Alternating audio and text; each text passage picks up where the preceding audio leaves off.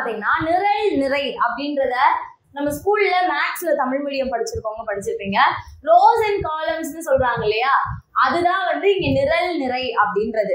அப்ப பொருள்கோள்னா என்ன சொன்னேன், ஒரு செய்யுளை எப்படி நம்ம பொருள் புரிஞ்சுக்கிறனோ அப்படின்ற ஆர்டர் தான் பொருள்கோள்னு சொன்னேன். சிலத ஆரம்பத்துல இருந்து படிச்சா பொருள் தரும், சிலத இடையில இருந்து படிச்சா பொருள் தரும், அந்த மாதிரி இருக்குல்ல. அந்த மாதிரி இங்க ரோஸ் அண்ட் காலம்ஸா படிச்சா உங்களுக்கு பொருள் தரும். நிரல் நிறை பொருள்கோள்ல 2 வகை இருக்கு. இப்ப எதிர் நிரல் நிறை பொருள்கோள்னா கிராஸ். இப்ப முறை நிரல் நிறை பொருள்கோளுக்கு எக்ஸாம்பிள் பாருங்களேன். அன்பும் அரணும் உடைத்தாயின் இல் வாழ்க்கை பண்பும் பயனும் அது.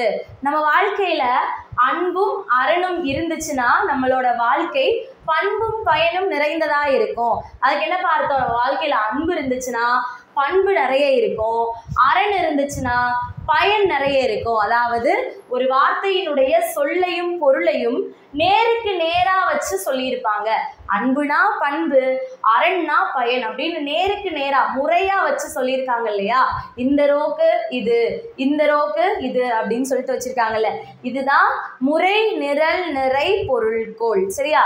இதே இது எதிர் நிரல் நிறை பொருள்கோள்னா ஆப்போசிட்னா இப்படி கிராஸா மெர்ஜ் பண்ணியிருப்பாங்க. விலங்கோடு மக்கள் அணையர் இலங்கு நூல் கற்றாருடைய ஏனையவர். ஸோ இந்த உலகத்துல மக்களையும் விலங்கையும் எப்படி பிரிக்கிறாங்கன்னா, யாரெல்லாம் படிச்சிருக்காங்களோ அவங்கெல்லாம் மக்கள், சரியா, யாரெல்லாம் படிக்கலையோ அவங்க எல்லாமே விலங்கு அப்படின்னு சொல்றாங்க.